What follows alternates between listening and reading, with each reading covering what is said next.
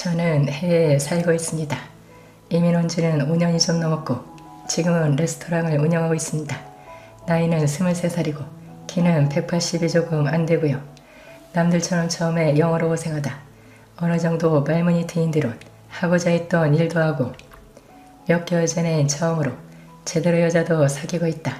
그녀에 대해 말하면 나이는 41살이고 나이에 걸맞지 않은 몸매와 외모를 가지고 있었다. 167 정도 되는 키에 58 정도 되는 몸매, 그 나이에 저 정도면 정말 매끈한 거라 할 수 있으니 게다가 항상 수영과 에어로빅으로 몸매를 가꾼다는 걸 들었다. 물론 나이가 나이니만큼 얼굴은 잔주름 있는 편이지만 그것도 화장을 하면 정말 요염하고 섹시한 이미지를 풍기는 유부녀다. 자기 스스로도 젊게 보인다는 걸 알고 있는지 의상 또한 속칭 야스러운 그런 옷을 입고 다닌다.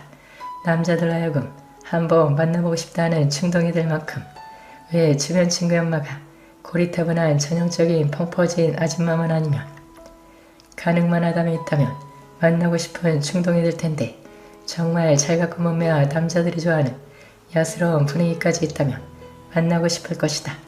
특히 난 30살 이상의 여성들에게 10대 소년들보다 훨씬 더 호감을 느끼고 유부녀들에겐 더더욱 그렇다. 그녀에겐 20살의 아들이 하나 있고 그놈은 나와 같은 스포츠 클럽에 다녔다. 그다지 친하진 않았지만 서로 집에 놀러가거나 저녁을 가끔 하는 그런 사이였고 그러면서 그녀를 알게 된 것이다. 내가 윤재 엄마를 봤을 때가 녀석집에 저녁을 먹으러 왔을 때로 기억된다. 너무나 젊은 년이라 난 새엄마겠구나 생각했지만 녀석이 먼저 눈치챘는지 헷갈려하고 있지. 내 친엄마야라는 말을 해줬다. 어찌 보면 부끄러운 얘기일 수도 있었는데 녀석은 나에게 이런저런 얘기를 해주었다. 자기 엄마는 6년 전에 이혼했고 그 이유는 서로가 지겨워했기에 헤어진 것이라고. 그리고 나서 해외로 둘이 이민을 오게 됐다 한다. 내가 보기에 그녀의 남편은 지극히 평범한 회사원 스타일이었던 것 같다. 젊게 살고 싶은 그녀의 생각과는 많이 동떨어진 부부관계는 말 그대로 형식적이었을 테고 난 이런 얘기를 듣거나 볼 때마다 그게 참 이해가지 않았다. 아무리 자기 부인이라 해도 탄력 있는 몸매에 별 감정이 없을 수 있을까 하고 하지만 사실이긴 사실인 것 같다. 아무리 좋아도 몇 년 이상 똑같을 순 없을 테니까. 하여튼 윤재음에 대한 내 첫인상은 상당히 매력있는 여자였다. 물론 그날부터 잠들기 전 그녀의 모습을 상상하기도 했다. 혹시 윤재 엄마가 나 유혹하진 않을까 은근히 바랄 거야. 혼자 지내라 외로웠을 텐데 내가 만나주겠다 하면 좋아할 테지. 충분히 일어날 수도 있을 범직한 시나리오까지 쓰면서 그때까지만 해도 새로운 여자를 봤을 때 잠시 하는 그런 상상만으로 끝날 줄 알았다. 내가 처음으로 윤재 엄마로부터 좀 이상하다 설마는 느낌을 받았을 때의 얘기다. 가게를 마치고 윤대네 집에 갔을 때였다. 녀석이 전화로 심심하다며 시간 되면 들려달라고 했던 게 생각이 났고 예상하는 대로 그녀와 뭔가 일이 일어나지 않을까 하는 한심스러운 생각을 가지고 집 앞에 도착했다. 윤재 녀석 말대로라면 그녀는 빨래나 밥 등의 집안일은 일절 하지 않는다 했다. 일주일에 한 번씩 오는 개인파 출부가 대신하고 정원은 정원관리사가 한 달에 한 번 와서 한다고 들었다. 자기 엄마는 혼자 쇼핑을 다니거나 집에 있을 때도 잡지를 보며 시간을 보낸다고. 음식물 하루 한 끼만 먹고 그 애는 가자르로만 때운다고 한다. 그 말 그대로 윤재가 문을 열어줘 들어가니 부인은 거실 소파에 길게 누워 소파 팔로는 부분에 머리를 대고 TV를 보고 있었다. 그리고 난 순간적으로 참느라 힘겨운 싸움을 치러했다. 그녀가 입고 있던 옷은 검은색 원피스로 남자들을 매료시킨 옷이었다. 그냥 매끄러워 보였고 40대 특유의 탄력과 매끄러움이 느껴졌을 뿐이다. 어머 찬이었구나. 대충 인사라고 윤재방에 들어가 게임을 하던 중에 윤재에게 전화 왔고 녀석은 친구가 차가 없어 집에 못 가고 있다는 말을 듣곤 나보고 미안하다며 나갔다 오겠다고 했다. 나보고 가고 싶을 때 가라면서. 같이 나가자고 했으나 그러면 지가 미안하다며 엄마 잘 꼬셔서 피자나 한 판 얻어먹으라며 도망가듯이 나가버렸다.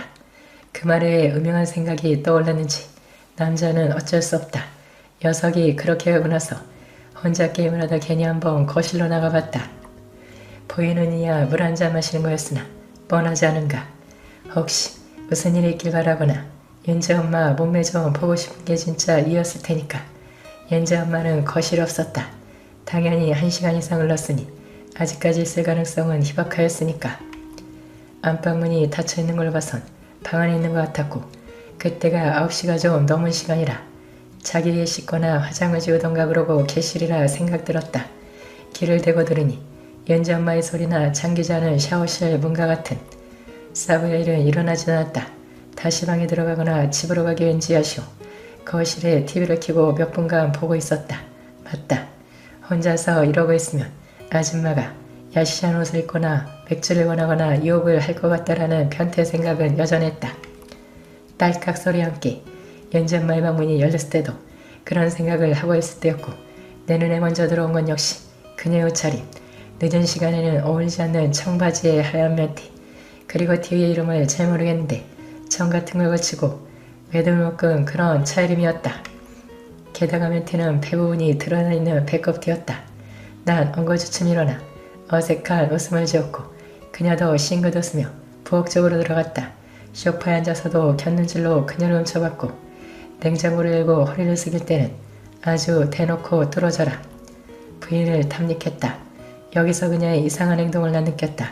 지금 연재 엄마 위치는 내가 고개를 왼쪽으로 조금만 돌려도 정면으로 보이는 곳이었고 연재 엄마도 그런 사실을 모를 리가 없었다. 심리 상태상 자신의 몸매에 어느 정도 자신이 있으면 누군가에게 일부러 보이고 싶은 욕망도 있을 것이다. 나를 쳐다봐달라고 그리고 다른 것까지. 하지만 그건 나를 단순한 아들의 친구로만 생각할 것이다라는 이성적 생각으로 무마될 수밖에 없다. 문제는 지금부터다. 허리를 숙이고 냉장고 안을 정리하는 듯한 그녀가 나를 욕하는 매혹적인 자태로 받아들여졌다. 심하게 순진무구한 여자가 아닌 이상 아무 생각 없이 그런 행동을 하지는 않을 것이란 게 나의 생각이었지만 그건 역시 현실적으로 봤을 때는 불편해서 잠깐 움직인 걸 수도 있는 가능성이 월등하기 때문에 본대로 느끼는 것 이상의 행동은 감히 할 수 없었다. 그녀가 몸을 돌리기 전에 난 성큰 고개를 돌려 TV를 보는 척했고 부인은 한 손에 주스 같은 거 넣어서 방 쪽으로 다시 걸어가며 내게 말을 걸었다. 연재는 어디 나갔니? 그녀는 방문 손잡이를 잡은 상태로 허리를 살짝 비틀은 모습이었다. 난 태어난 척 대꾸했고 연재 엄마는 가벼운 대답을 한 뒤 방 안으로 들어갔다. 그녀가 방문을 닫기 바로 직전 난 그녀를 보고 있었고 그 직후 눈이 마주쳤다. 하지만 순식간에 지나가는 찰나였기에 무한한 느낌조차 들지 않는 짧은 순간이었다. 그녀는 살짝 미소를 지으며 문을 닫았고 그 뒤로 내가 그 집을 나올 때까지 보이지 않았다. 하여간 윤든의 집을 다녀온 그날 난 부인과 비슷한 사진을 보며 상상을 했다. 웃기지도 않게 부인과 지내는 꿈까지 꾼 적이 있었고 그의 윤재가 학업일로 바쁘 그 집을 다시 갈 만한 별다른 이유가 없었다. 오랫동안 보지 못하니 약간은 기억에서 지워졌지만 그녀를 상상하는 것은 여전했다. 그녀를 제대로 다시 보게 된 날은 그날로부터 한 달 가까이 지났을 때였다. 워낙 작은 도시라 우연인지 아니면 내가 여기 있다는 걸 알았는지는 몰라도 저녁 8시쯤 연재 엄마가 레스토랑으로 들어왔다. 보아하니 혼자 온 듯했고 난 나만이 사용하는 구석 쪽에 놓인 테이블에서 장부를 정리하며 곁눈질로 부인을 훑어봤다. 거리 차이가 있기에 자세히 볼 수는 없었지만 분명히 그녀는 미니스커트를 입었고 위에는 어이없게도 끝나시 차림이었다.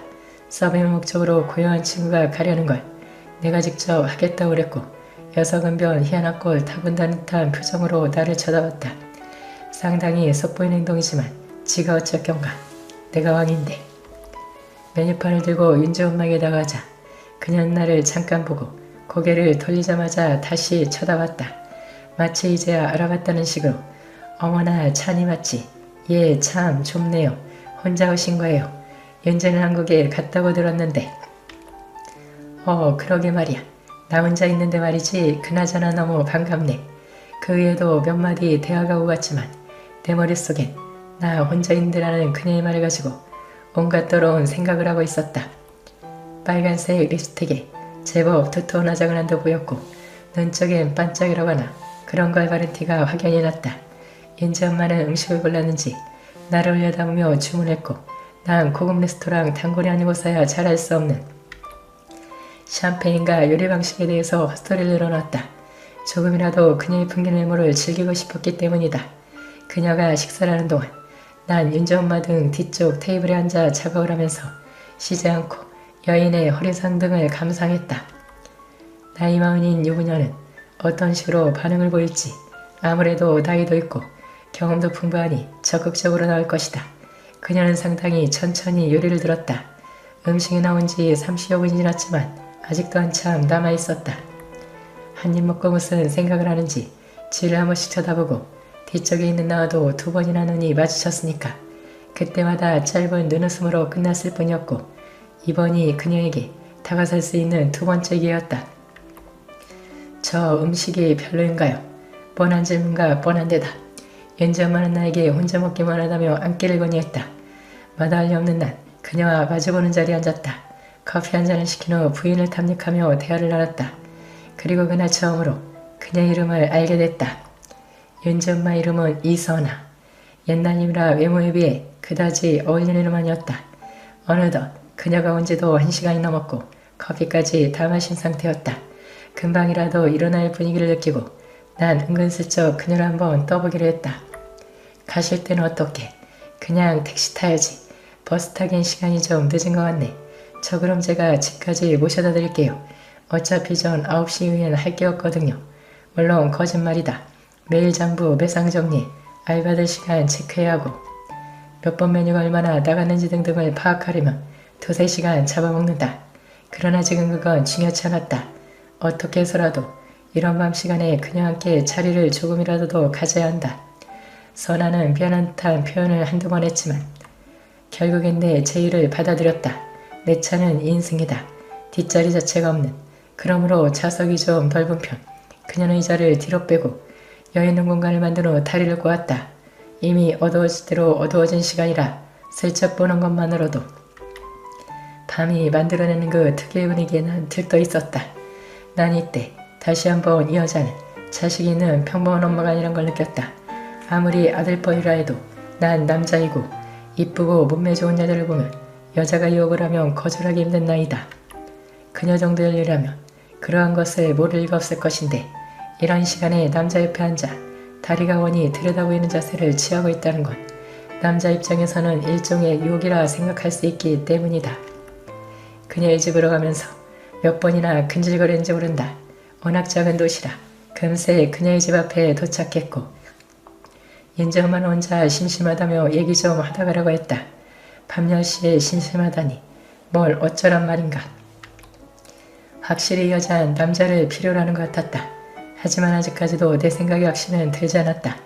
거실에 앉아 그녀가 만들고 있는 차를 기다리며 잠시 잊고 있었던 현실에 대한 이성적인 생각이 들었다. 내가 지금 뭘 하고 있는 건가? 이혼을 한 상태이긴 하지만 어엿한 내 또래의 자식을 가진 유부녀를 만나고 싶다는 생각으로 밤늦게 그녀의 집에 단둘이 있다니 뒤를 타며 다가오는 윤지 엄마의 늘씬한 다리와 풍기는 외모가 눈에 들어온 순간 잠시 찾아왔던 이상은 사라져버렸다. 부인은 내가 앉은 자리 옆쪽에 자연스럽게 앉았다. 자세를 고치기에 어깨를 움직이면 닿을 정도의 가까운 거리였다. 그렇게 의미 없는 TV를 켜놓고 이런저런 얘기를 했던 것 같다. 내가 그녀에게 윤재도 없는데 혼자 무섭지 않냐는 식으로 한심한 작업을 들어왔고 그녀는 그런 편이지만 지금은 내가 있어 든든하다나 했던 걸로 기억된다. 그날 대화하면서 상당히 많이 그녀와 친해져 그녀의 남편이나 생활에 대해서 물어볼 수 있을 정도까지 진척됐다. 그녀가 거짓말을 하지 않았다는 가정 아래 그녀의 남편에 대해 내가 알게 된 사실은 남편은 상당한 의처증이 있었다고 했다. 항상 집에만 붙어있게 했고 모임이라든지 혼자서 밖에 나가는 걸 강하게 제약했고 좀 웃기는 건 그러면서도 몸매를 이쁘고 날씬하게 유지하라고 했단다.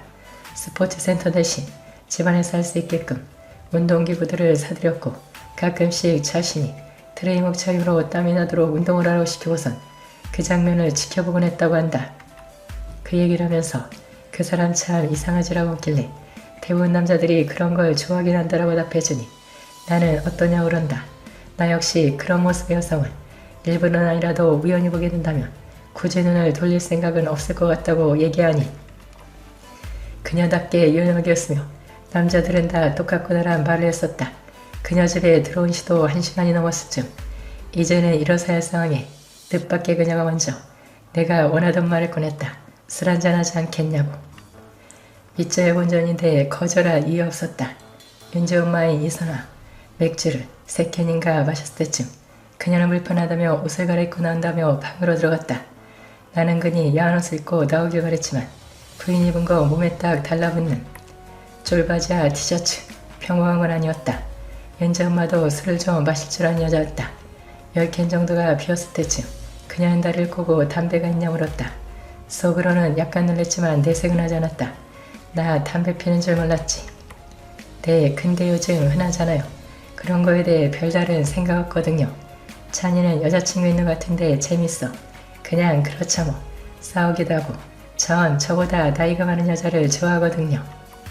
이 말할 때 윤지 엄마가 지그시 나를 쳐다봤다. 우린 한동안 서로 쳐다보며 말이 없었다.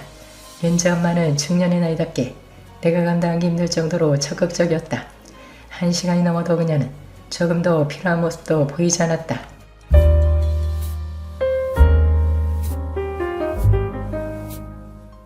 안녕하세요. 저는 20대 후반의 여자입니다. 저는 어릴 때부터 엄마와 둘이 살았어요. 태어나서 본 유일한 가족이 엄마였다 보니 다른 애들도 그렇게 사는 줄만 알았습니다. 그런데 유치원에 가보니 애들이 자꾸 아빠 얘기를 하는 거예요. 난 주말에 아빠랑 동물원 갔다 왔다? 나도 아빠랑 놀았는데. 애들이 자꾸 엄마가 아니라 아빠랑 놀았다기에 엄마에게 물은 적이 있어요. 엄마, 아빠가 뭐야? 애들이 다 아빠랑 놀았대. 나도 아빠랑 놀래. 그게 우리 미진이도 아빠가 있어. 근데 같이 살지 않는 것뿐이야. 조금 더 자라서야 저는 아빠라는 사람이 엄마의 남편이며 엄마와 아빠 사이에 제가 태어난다는 걸 알게 됐어요. 거기까지 알고 나자 더 의아했죠. 엄마는 왜 남편이랑 안 살아?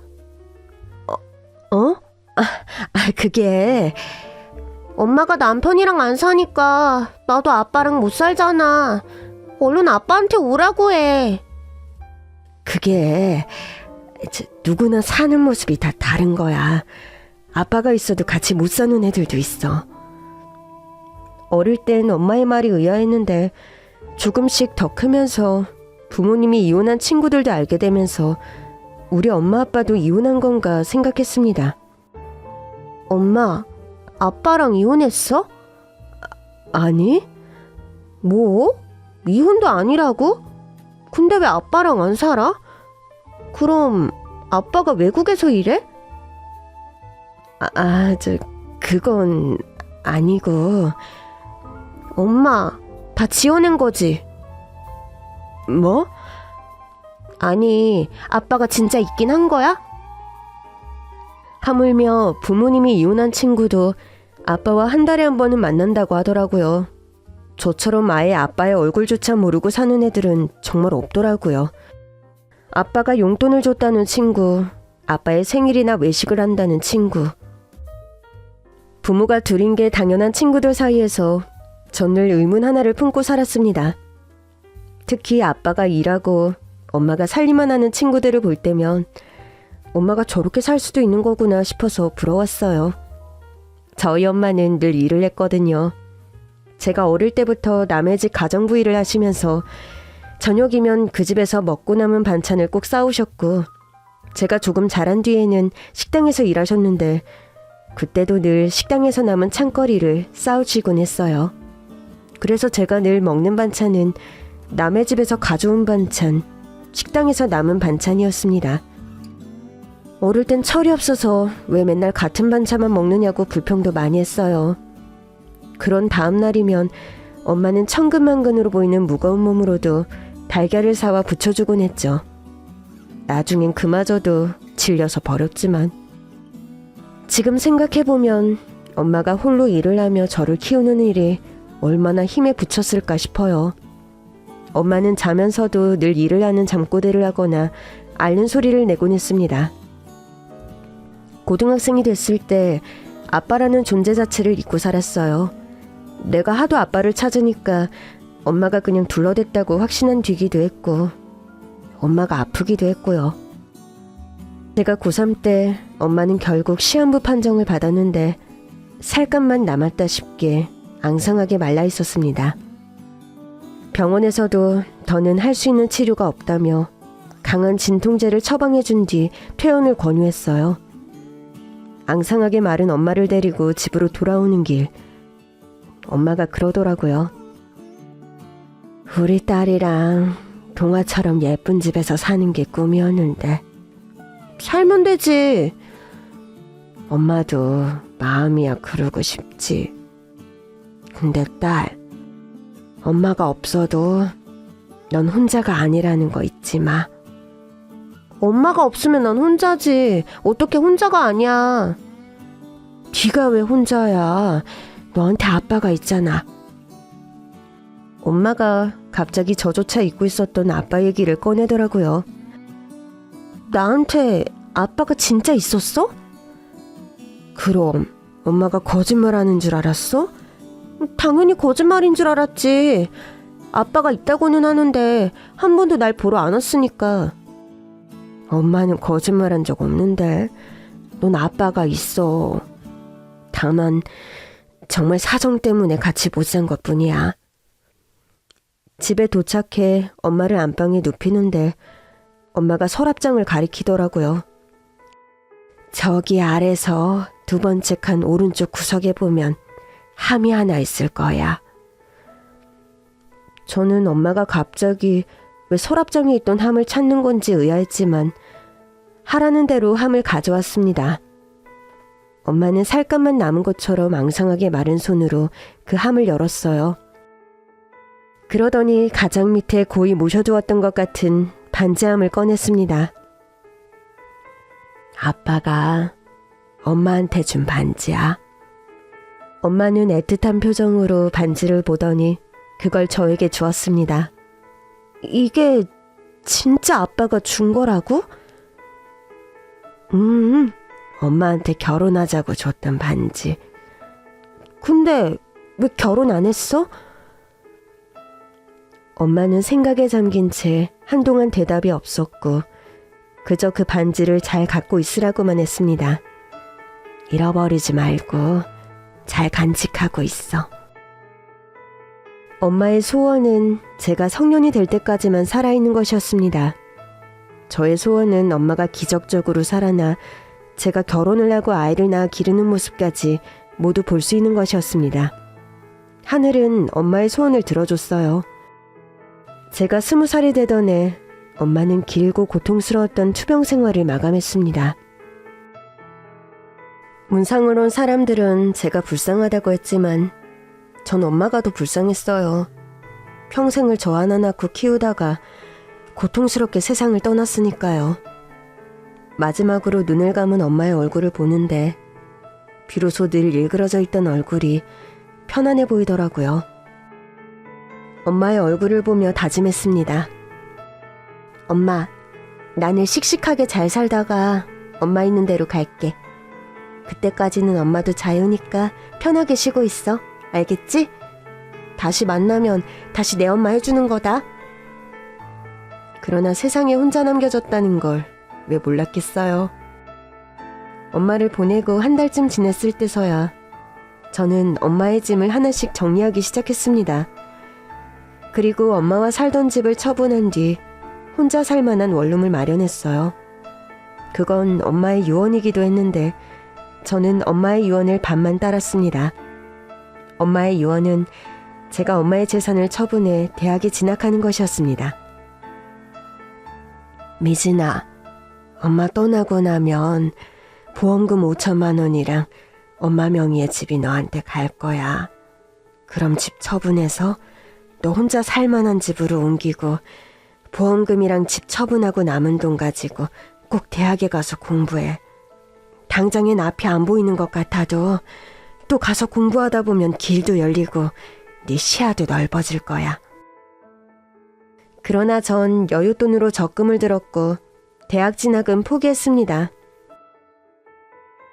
그럴 시간에 한 푼이라도 더 벌자 싶었거든요. 고졸로 할 수 있는 일은 생각보다 많았어요. 그러나 전 이왕이면 숙식 제공에 제 돈을 더 쓰지 않으면서 벌 수 있는 일을 하고 싶었어요. 그렇게 열심히 벌어서 나중에는 엄마 소원대로 대학도 가고 집도 사자고 마음먹었죠. 결국 공장에 취직하게 됐고 숙식 제공이 된다기에 얻었던 원룸도 처분했습니다. 젊은 시절은 공장에 뼈를 묻겠다는 각오로 한 일이었어요. 돌아갈 집이 있으면 조금만 힘들어도 포기하고 싶을까봐 저 자신을 몰아세운 거였죠. 그러나 의외로 공장 생활은 저와 잘 맞았습니다. 선배 언니들도 처음엔 좀 무서웠는데 같이 먹고 자면서 지내다 보니 결국 자매처럼 편해졌어요. 누구 하나 아프면 서로 보살펴주고 챙겨주고 오히려 엄마와 둘이 지낼 때보다 덜 외롭기까지 했습니다. 그러다 공장에서 일하던 젊은 남자와 썸도 타기 시작했죠. 저기 이번 주말에 뭐해? 언니들이랑 놀러 가기로 했는데? 어디로? 클럽. 뭐? 클럽에 간다고? 언니들이 가보고 싶다고 해서 같이 가려고. 야, 너 클럽이 뭐 하는 데인 줄은 알고 가는 거야? 음악 나오고 춤추고 노는 곳이잖아. 그렇지. 됐지? 그러면서 그의 앞을 지나쳐가는데 어찌나 재밌던지 그가 저를 좋아하고 있다는 걸 알고 있었어요. 근데 주변만 맴돌 뿐 고백을 안 하길래 약을 좀 올려봤죠. 사실 그 주 주말엔 언니들과 교회로 드라이브를 하러 가기로 했거든요. 가장 큰 언니가 작은 차를 한 대 뽑았는데 그 차로 드라이브도 가고 나간 김에 맛있는 것도 먹고 오자고 했었어요. 주말 저녁 언니들과 나갔다가 돌아오는데 기숙사 앞에 그 남자가 서 있더라고요. 언니들은 제 어깨를 툭툭 치면서 잘해보라고 자리를 피해주었고 저는 새초롬한 얼굴로 그에게 다가갔습니다. 왜? 클럽 갔다 왔어? 남이야. 그러거나 말거나. 이렇게 이쁘게 하고 갔다 왔다고? 내가 이쁘든 말든 무슨 상관인데? 아, 왜 상관이 없어? 내가 널 좋아하니까 상관이 있지. 날 좋아했다고? 아, 그래. 정말 몰랐다고? 저는 결국 웃음을 터뜨리고 말았고 그와 사귀기로 했습니다. 그리고 사실을 알려주었죠. 클럽은 무슨. 여기 언니들 보기에만 사납지. 그런 데서 돈 안 써. 그럼 어디 갔다 온 거야? 그렇게 이쁘게 하고? 큰언니가 차 샀다고 해서 차 타고 교회로 드라이브 갔다가 밥 먹고 왔지. 아이, 진짜 깜짝 놀랐잖아. 이제부턴 나한테 허락받고 돌아다녀. 내가 왜? 이제 내가 네 애인이잖아. 전 그런 남자친구의 투정이 귀엽기만 했어요. 그렇게 3년 정도 사귀다가 그에게서 청혼을 받았죠. 저는 좋다고 했습니다. 혈혈단신 홀로 살다가 비로소 내 가정을 꾸리게 돼서 좋았거든요. 엄마도 하늘에서 보고 있다면 이제야 좀 안심하지 않을까 싶었죠. 결혼을 약속한 뒤 시댁에 인사 갈 날을 잡으려는데 남자친구가 자꾸 말을 피하는 겁니다. 아무래도 이상해서 남자친구를 붙잡고 물었습니다. 나 인사시키기 싫어? 아니, 그런 건 아니고. 그럼 왜? 부모님이 나 마음에 안 들어 하실 것 같아? 물론 저도 사실상 구하니까 그 점이 마음에 걸리긴 했어요. 그러나 남편도 공장에서 일하고 저도 공장에서 일하는데 그 외에는 걸리는 게 없다 싶었죠. 그것도 좀 걸리긴 하는데 더 걸리는 건 우리 집안 좀 잘 살았거든. 솔직히 집안이 잘 사는데 그가 왜 공장에서 일을 하고 있나 의아했어요. 남자친구는 자기 집에 가보면 알 거라면서 결국 인사 날짜를 잡았습니다. 남자친구를 따라 시댁에 인사를 간 날, 저는 시댁이 있다는 낡은 빌라 앞에서 당황했습니다. 좀 잘 산다는 집치고는 너무 허름한 곳에서 사는 것 같았거든요. 제가 반신반의하며 들어가자 시어머니는 매서운 눈빛으로 저를 째려봤습니다. 안녕하세요, 어머니. 안녕? 내가 지금 안녕하게 생겼니? 예? 시어머니는 낡은 빌라의 낡은 벽지, 낡은 장판 위에 도톰한 궁중방석 같은 걸 하나 깔고 앉아 있었어요. 그 위에 마치 중전마마라도 되는 것처럼 앉아서는 저더러 앉으라는 말도 없이 타박부터 하셨습니다. 예, 우리 집이 이래봬도 왕년의 부자였어. 지금은 이 꼴로 살지만 우리 집이 이 빌라 단지보다 컸다 이거야. 그런데 너 같은 애가 우리 집 며느리로 들어오는 게 말이 됐니? 천에 고아라며? 어디서 굴러 먹다 온 줄도 모르는 애를 내 아들 처로 들이라고? 저는 이게 다 무슨 소린가 싶어 남자친구를 봤습니다. 그러나 남자친구는 제 시선을 외면한 채 자기 엄마 앞에서 고개만 숙이고 있더라고요. 저기 어머니, 제가 고아인 건 맞는데 20살 때까지 엄마가 살아계셨고요. 어디서 굴러먹다 온 애가 아니라 엄마랑 둘이 잘 살았어요. 20살 때 엄마가 돌아가시는 바람에 공장으로 취직한 거고요. 순간 시어머니도 살짝 당황한 얼굴로 자기 아들을 보더라고요. 남자친구는 그제서야 시어머니에게 말했습니다. 엄마, 내 여자친구 말이 맞아. 아무튼 고아 맞잖아. 그러나 시어머니는 제가 숨쉬는 것조차 흠을 잡고 싶은 사람처럼 시종일관 저를 고아라고 부르며 하찮게 여겼습니다. 우리 아들이 어릴 때부터 마음이 약해서 길 가다가 길고양이라도 보면 먹이를 줘야 하는 애였어. 너 우리 아들이 그런 심성을 가진 애인 거 알고 접근한 거지? 불쌍한 척 고아라고 어디 갈 데 없다고 붙잡았지? 결국 저는 차 한 잔 얻어 마시지 못하고 들고 간 선물만 드린 뒤 첫인사를 마쳐야 했습니다. 인사를 마치고 나오는데 열이 뻗치더라고요. 자기, 어머니한테 도대체 날 뭐라고 소개한 거야? 내가 불쌍해서 너한테 접근했어? 자기야, 우리 엄마는 그냥 내 편에서 생각하느라 그러는 거야. 자기도 엄마가 있었으면 자기 엄마도 똑같이 생각하셨을걸? 그래, 엄마 없는 나는 서러워서 이 결혼 못하겠다. 나는 원래 내 계획대로 열심히 돈 벌어서 내가 하고 싶은 일 하면서 살 거니까 결혼은 없던 걸로 해. 홧김에 결혼을 무산시키고 기숙사로 돌아왔는데 눈물이 나더라고요. 그래도 3년을 만난 사람이었으니까요. 저는 언니들에게 위로주를 얻어마시며 밤새 울었고 그래도 이 결혼은 아니다 싶어서 마음을 정리하려고 했어요. 그러나 남자친구는 매일같이 기숙사로 찾아오고 일할 때도 치근덕거리면서 제 마음을 풀어주려고 했죠. 엄마도 애 생기고 하면 받아주실 거야. 그러지 말고 결혼하자. 우리가 어떻게 헤어져, 이렇게 사랑하는데. 사랑한다고 다 결혼하나? 난 됐거든? 엄마가 잘못하는 만큼 내가 잘할게. 결혼은 결국 우리 둘이 하는 거잖아. 그래서 신혼집 얻을 돈은 있고? 신혼집? 에이, 지금 우리 돈으로 신혼집 얻어봐야 단칸방인데 그냥 우리 집에서 살다가 돈 더 모아서 나가는 건 어때? 뭐? 어머니랑 같이 살자고?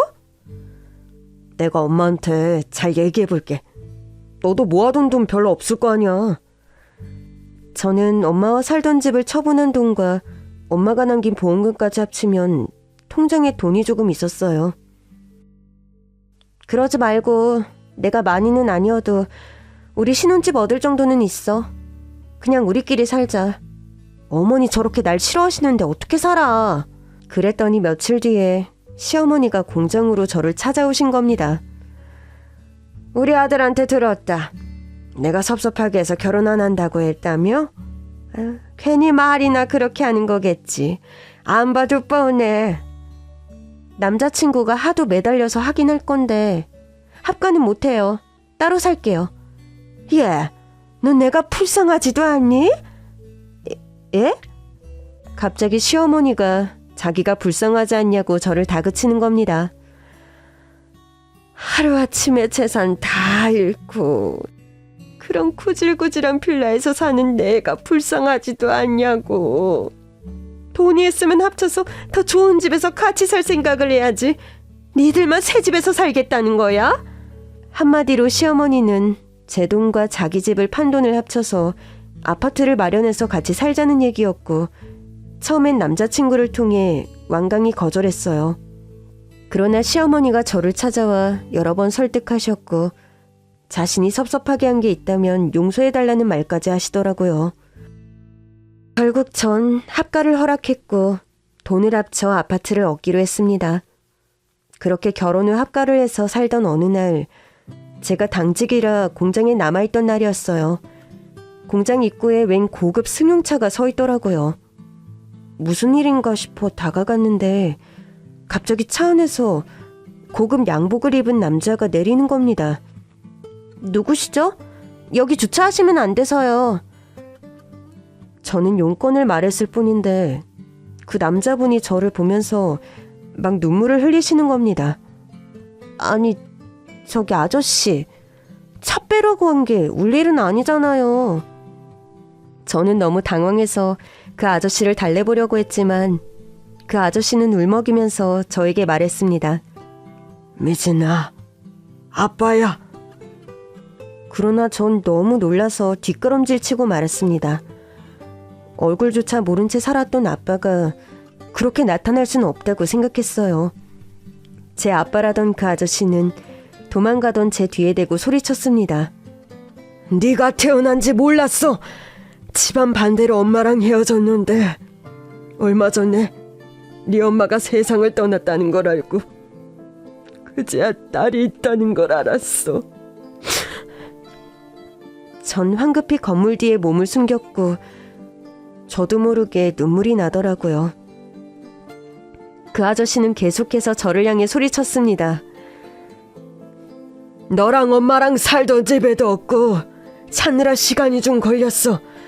아빠가 너무 늦게 와서 미안해. 그 말 후에도 계속 우는 소리가 계속 들렸어요. 저 역시 입을 틀어막은 채 한참을 숨지겨 울었습니다. 도대체 왜 이제야 나타난 건지, 엄마가 세상을 떠난 뒤에야 나타난 아빠가 믿고 원망스러웠습니다. 그런데도 왜 눈물이 나는 건지 모르겠더라고요. 아빠가 또 올게. 네 마음 풀릴 때까지 올게. 응? 그 후 몇 번 더 아빠가 찾아왔지만 저는 만남을 거부했어요. 그래놓고는 아빠가 차를 타고 돌아가는 모습을 몰래 지켜보곤 했죠. 아빠는 매번 공장 쪽을 애틋한 얼굴로 한참을 돌아보다가 차에 오르곤 했습니다. 며칠 뒤가 제 생일이라 그런지 엄마 생각도 나고, 고이 모셔둔 엄마가 준 반지를 보고 있자니 이제 그만 아빠를 만나 사정을 들어봐야 하나 싶어 고민이 되더라고요. 그리고 생일날 만약 오늘도 아빠가 나를 찾아온다면 차 한잔은 해봐야겠다 싶었어요. 그런데 갑자기 남편이 나타나 제 눈을 가리는 겁니다. 여보, 생일 축하해. 내가 오늘 특급 이벤트를 준비했어. 주변에 있던 동료들은 환호했고 저는 끈으로 눈을 가린 채 남편의 손을 잡고 차에 올랐습니다. 남편은 이미 제 반차까지 알아서 다 썼다고 하더라고요.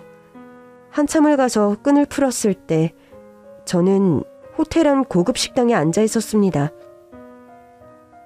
어머, 이게 뭐야? 결혼하고 첫 생일이잖아. 근사한 생일을 마련해주고 싶어서. 당신이 합가도 해주고 돈도 합쳐서 아파트도 살 수 있었잖아. 고마워서. 그래도 알긴 아네. 저는 남편과 함께 근사한 호텔에서 식사를 했고 오랜만에 그가 남편 노릇을 한다며 행복해하고 있었습니다. 그런데 갑자기 호텔 식당 입구 쪽이 소란스럽더니 시어머니가 들어오시는 게 아니겠어요? 저는 너무 놀라서 자리에서 일어나지도 못하고 있었는데 시어머니가 저를 보더니 냅다 와서는 저에게 주먹을 휘두르시는 겁니다. 네가 아주 미쳤구나. 심이만 쏙 빼놓고 호텔에서 비싼 밥 먹으니 좋니? 좋아? 시어머니의 주먹에 저는 옷까지 찢기고 있었지만 남편은 옆에서 그만하시라는 말만 했을 뿐 힘으로 시어머니를 제압하지 않았어요. 결국 경찰이 왔고 저는 피해자로 시어머니는 가해자로 조사를 받게 됐습니다. 그런데 조금 뒤 경찰이 오더니 저랑 시어머니를 검찰청으로 데리고 가는 겁니다. 저는 너무 놀라서 경찰에게 말했어요. 아니, 저기 뭔가 오해가 있으신 것 같은데 왜 검찰청까지? 가보시면 압니다. 저와 시어머니는 조사실로 들어갔어요. 갑자기 이상한 사건에 휘말리기라도 한 것처럼 무섭고 당황스러웠습니다. 떨고 있던 그때 담당 검사가 저에게 말하더라고요. 미진 씨, 진아버님이 오셨습니다. 저는 이게 대체 무슨 일인가 싶었고 문을 열고 들어온 사람은 공장으로 저를 찾아왔던 아빠였습니다. 담당 검사는 아빠를 향해 90도로 인사했고 시어머니는 너무 놀라 개거품을 무시더라고요. 아니, 저분이 네 아버지라고? 네가 아버지가 어딨어? 저는 코피에 입술까지 터진 채 아빠를 받고 아빠는 부들부들 떨리는 손으로 저에게 다가와서 제 얼굴을 살폈습니다. 괜찮아? 아빠... 그날 처음으로 아빠를 불러봤어요. 아빠는 저를 꼭 안아주었습니다. 저는 아빠의 손을 잡고 조사실을 나왔습니다. 제가 나오자 남편이 눈이 휘둥그레져서는 저와 아빠를 번갈아 보더라고요. 우리 엄마는? 그러나 남편의 입에서 가장 먼저 나온 소리는 우리 엄마는이었습니다. 남편은 코와 입술이 터진 저보다 자기 엄마의 안부가 더 궁금한 모양이더라고요. 그리고 이분은 누구셔? 왜 손을... 저는 한숨을 내쉰 뒤 말했습니다. 집에 가 있어.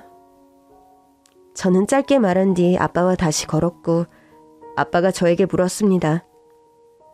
네 남편이야? 네. 아빠는 더는 묻지 않으셨고 저는 아빠의 차에 탔습니다.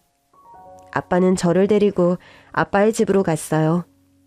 아빠의 집은 저택이었는데 대문이 열렸지만 선뜻 들어가질 못하겠더라고요.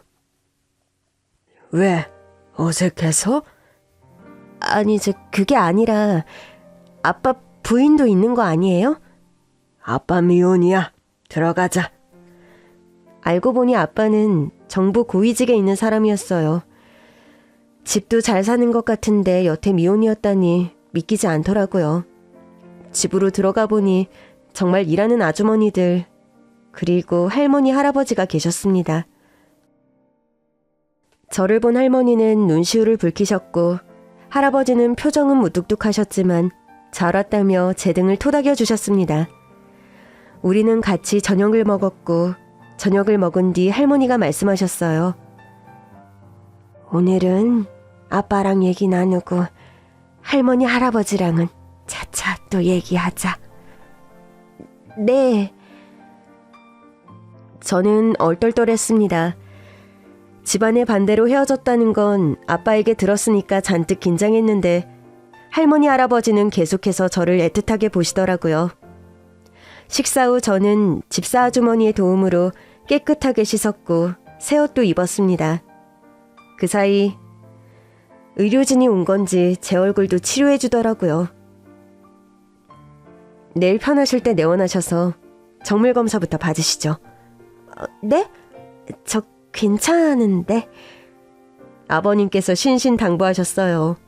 꼭 오셔서 검사 받으세요. 갑작스러운 환대에 어쩔 줄을 모르겠더라고요. 가벼운 자택 진료를 마친 뒤 저는 집사 아주머니의 안내를 받아 2층 손님방으로 갔어요. 으리으리한 손님방을 놀란 눈으로 둘러보는데 아빠가 들어오시더라고요. 치료는 잘 받았어? 네. 근데 저 정밀검사까지는 안 받아도 되는데. 무슨 소리야? 엄연히 폭행을 당했는데 당연히 받아야지. 네 병원 기록을 증거로 남겨서 제대로 처벌할 거야. 그러니까 이번 일만큼은 아빠가 하자는 대로 따라줘.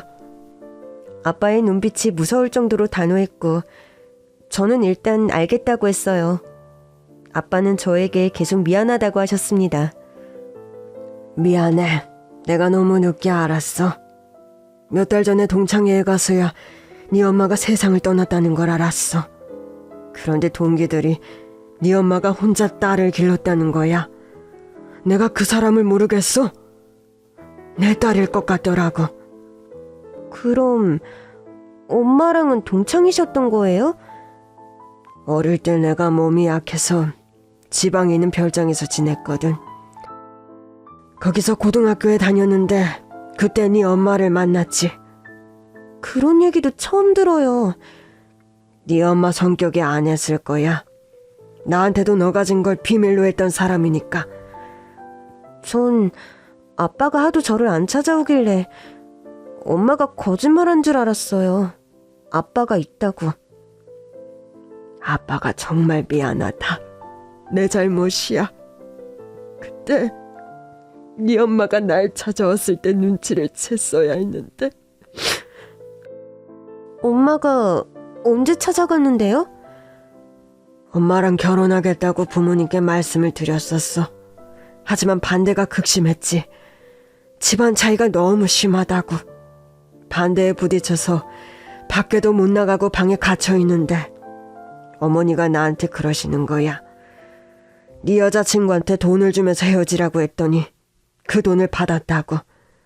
겨우 그런 애랑 결혼하려고 한 거냐고.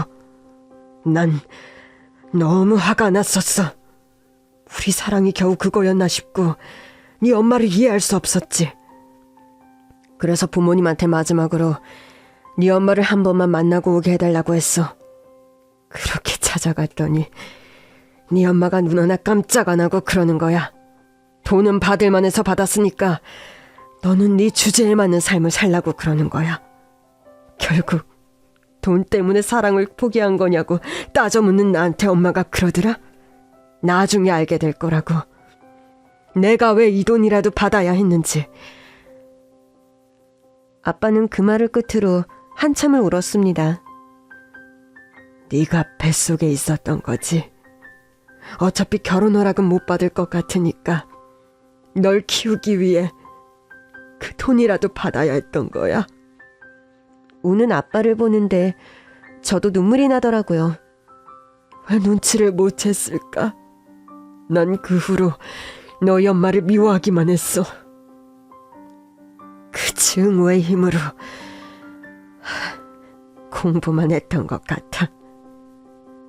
집에서 결혼하라고 했을 거 아니에요. 엄청 했지. 근데 이상하게도 너희 엄마가 미워도 딴 여자랑 결혼하긴 싫더라고. 아빠는 제 손을 가만히 어루만지며 말씀하셨어요. 이렇게 다시는 못 볼 줄 알았으면 더 좋은 걸로 해줄걸. 뭘요? 청혼 반지.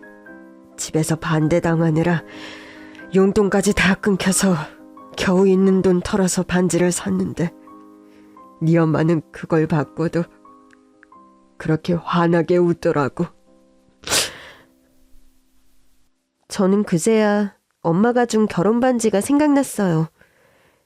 저 그 반지 갖고 있어요. 뭐? 정말? 네. 근데 그게 지금 사는 집에 있어서 시어머니도 같이 사시거든요. 시댁 얘기가 나오자 아빠가 돌연 한숨을 내쉬더니 물으셨어요. 혹시 아이도 있니? 아니요. 결혼한 지는 얼마 안 됐어요. 합가는 왜 한 거야? 시댁이 전에는 부잣집이었다가 망한 모양이에요. 그래서 시어머니랑 남편이 낡은 빌라에 살고 있었어요. 남편이 처음엔 그 빌라로 합가를 하자고 하길래 제가 엄마가 남겨준 보험금이랑 엄마랑 같이 살던 집 처분한 돈을 갖고 있었거든요. 그 돈으로 신혼집 마련해서 따로 살자고 했더니 돈을 합쳐서 아파트를 사자고 하더라고요. 그래서 아파트에서 같이 살고 있었던 거야? 네. 명의는? 저랑 남편이랑 공동명의로 했어요. 아빠는 잠시 말이 없으셨어요. 뭔가를 생각하시는 것 같았는데 저에게 다정하게 말할 때는 한없이 자상한 분 같았는데 혼자 생각에 잠겨있는 모습은 상당히 카리스마 있어 보였습니다. 그 친구 좀 아빠가 만나봐도 될까? 남편을요? 사실 전 아빠가 갑자기 제 일상에 개입하는 게 좀 낯설었어요. 그렇지만 시어머니와 남편에게 크게 실망을 한 터라 갈 데도 없었거든요.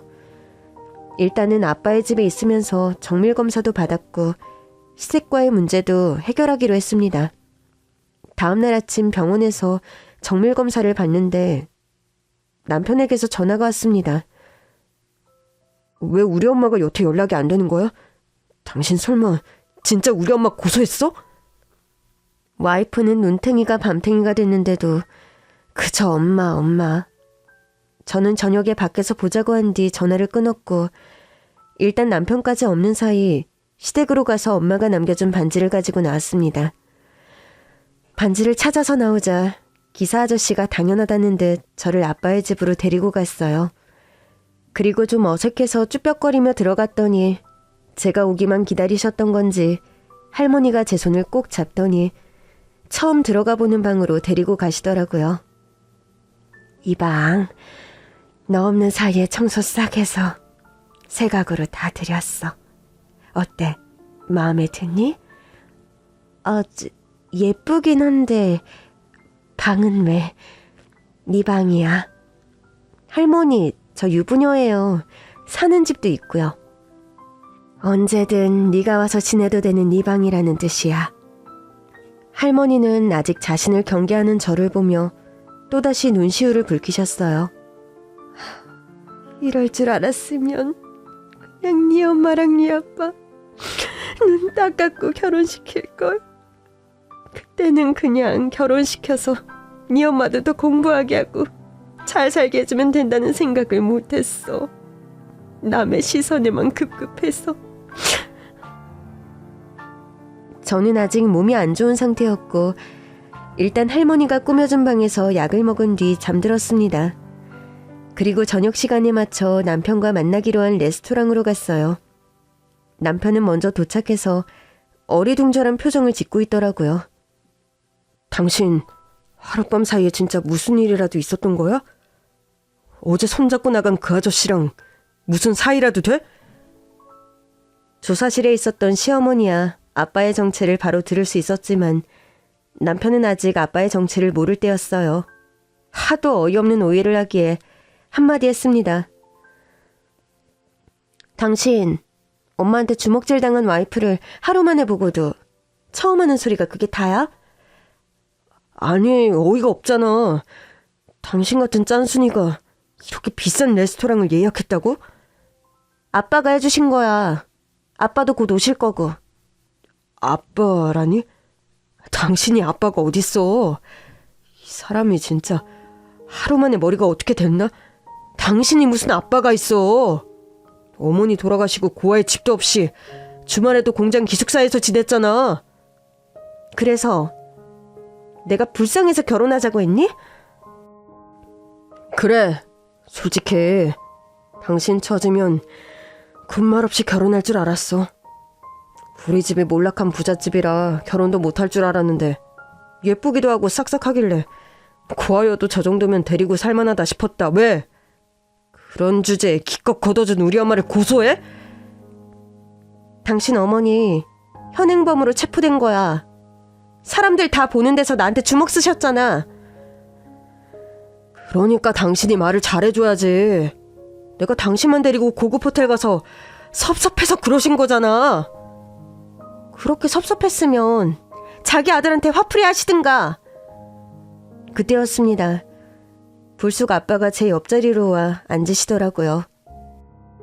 아빠를 본 남편은 어제 검찰청에서 본 게 기억이 나는지 아빠를 향해 삿대질을 했습니다.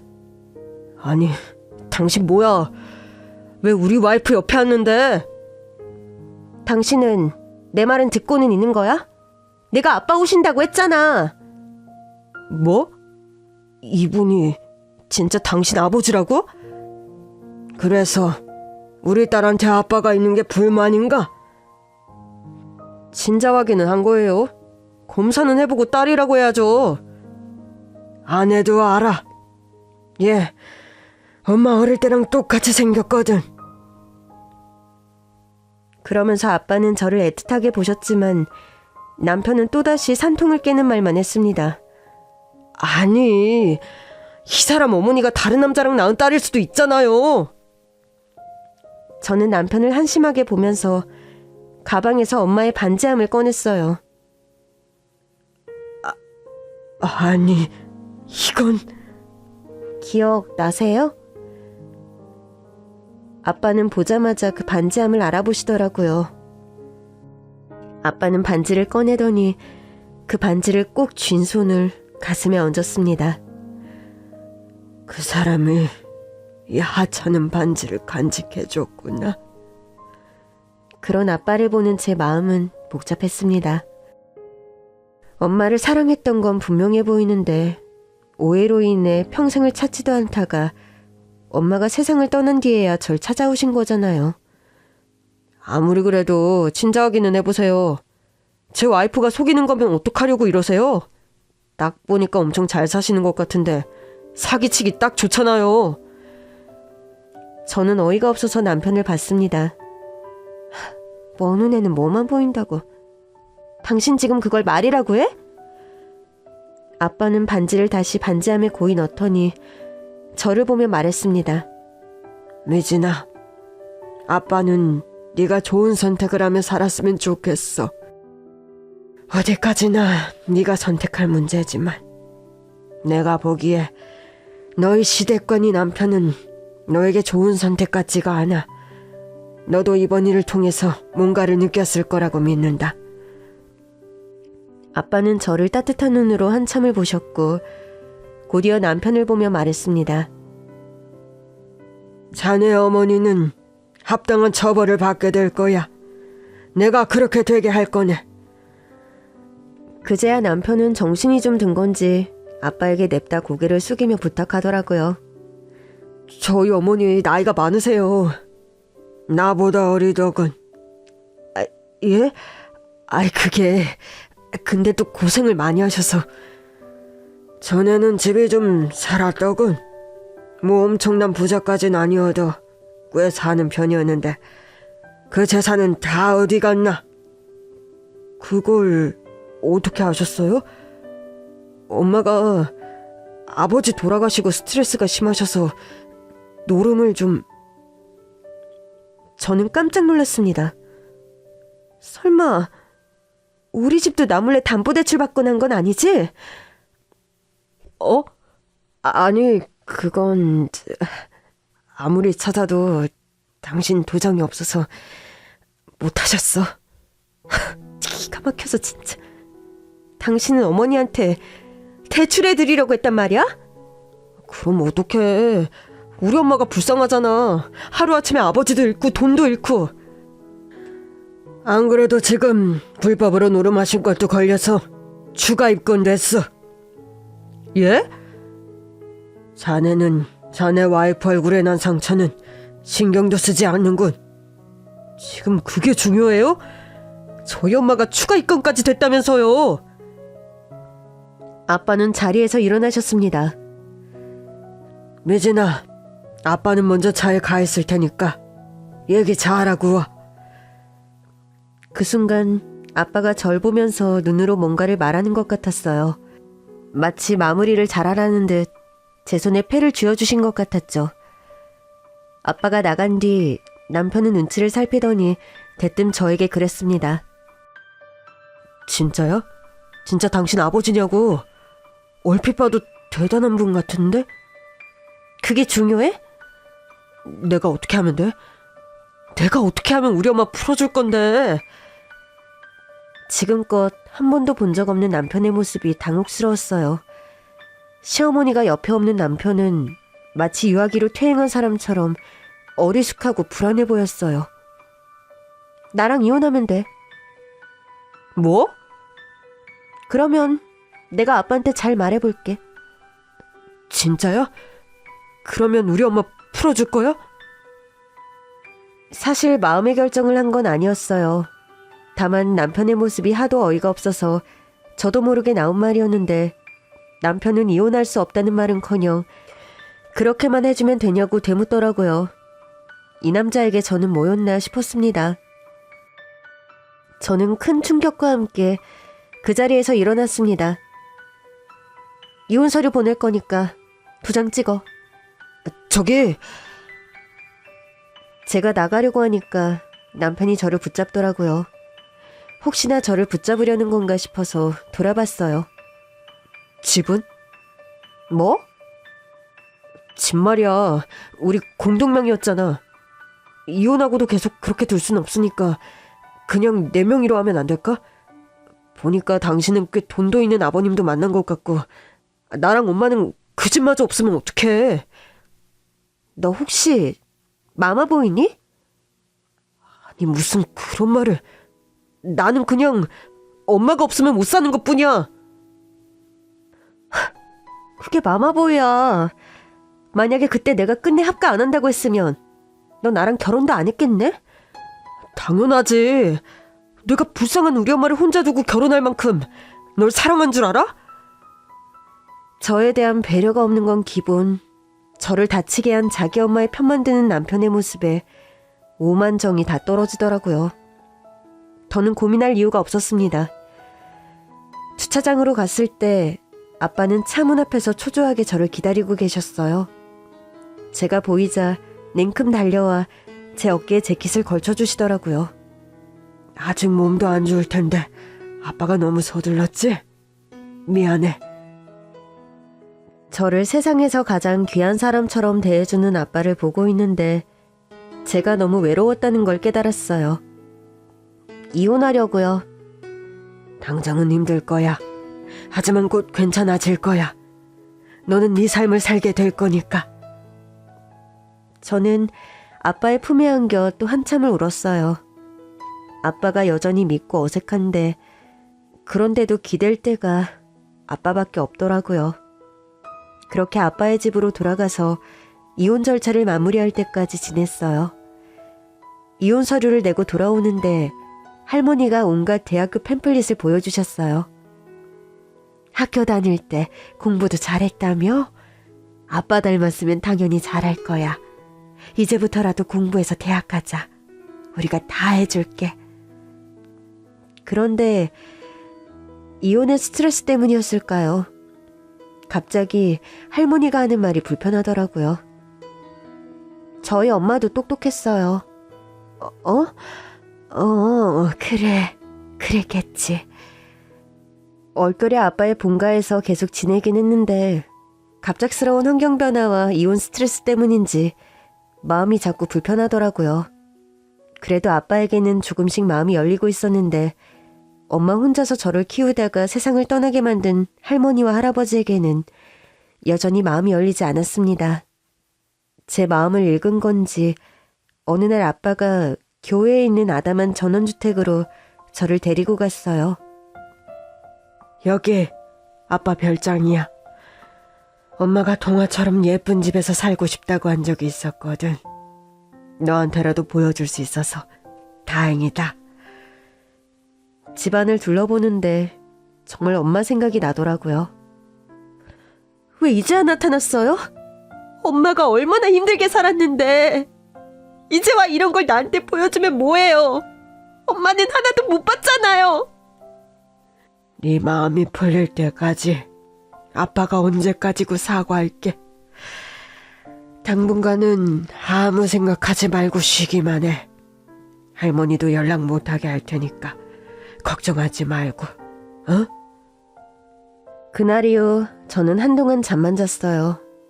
처음엔 아무것도 먹고 싶지 않더니 시간이 지나니까 입맛도 돌아오고 잠도 푹 자기 시작했죠. 그 사이 저는 전 남편과 공동명의로 샀던 아파트를 처분했습니다. 전 남편은 끝까지 진상이었습니다. 꼭 이렇게까지 해서 네가 낸 돈을 가져가야겠냐? 가져가야겠냐? 이젠 헤어졌다고 아주 막 나가네? 우리 엄마 선처해 준다며. 벌금형 먹인 게 선처야? 적어도 같이 산 정이 있으면 벌금만큼이라도 더 보태주던가. 뭘 얼마나 같이 살았다고 같이 산 정이 있겠어? 같이 사는 내내 너희 어머니가 나한테 한 말이라곤 고아에 쥐뿔도 없는 애라고 무시밖에 더 했어? 결국 나한테 주먹질까지 하시고. 이 정도로 마무리된 걸 감사하게 생각해. 우리 아빠가 아는 분한테 예의주시하라고 해놨다니까. 또다시 노름에 손댔다가는 이 정도로 안 끝날 줄 알아. 그와 헤어지고 돌아오는 길 처음으로 속이 다 시원하더라고요. 그러다 깨달았죠. 제가 전 남편에게 아빠를 우리 아빠라고 했다는 걸. 저는 별장으로 돌아와 아빠에게 전화를 걸었어요. 아빠. 그래. 우리 딸 잘 쉬고 있어? 오늘은 안 오세요? 아빠가 오늘은 일이 많아서. 왜?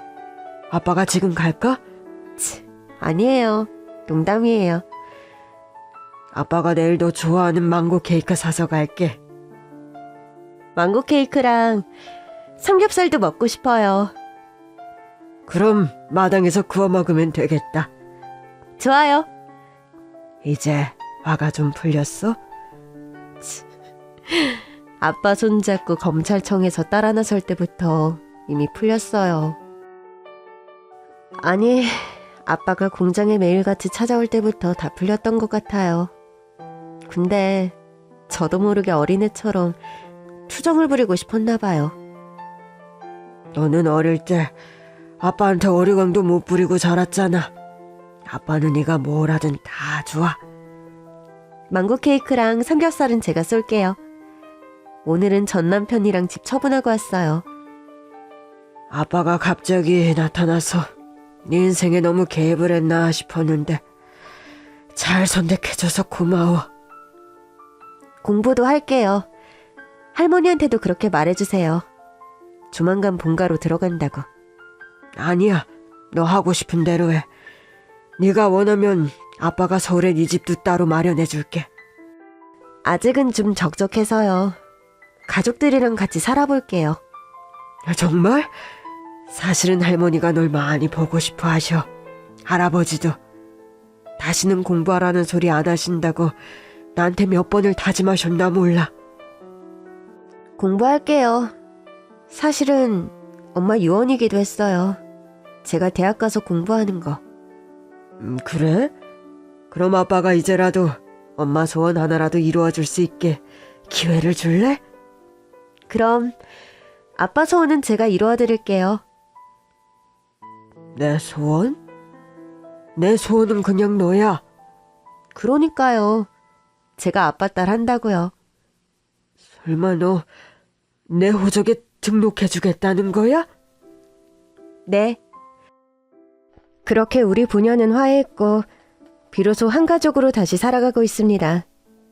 때때로 엄마의 빈자리가 느껴져 가슴이 아플 때도 있지만 이제는 엄마를 반대했던 할머니 할아버지도 다 용서했어요. 엄마도 누구보다 저를 아껴주시고 사랑해주시는 아빠 할머니 할아버지를 보며 모두를 용서해주지 않았을까 생각하면서요. 아빠를 만나고 나서야 전 제가 누군가의 소원일 만큼 소중한 사람이었다는 걸 새삼 깨닫는 것 같아요. 이번 겨울에는 저의 대학 입학 전 마지막 겨울을 기념하며 가족여행도 떠납니다. 내년부터는 제가 대학에 다니게 돼서 늦가기 대학생이 될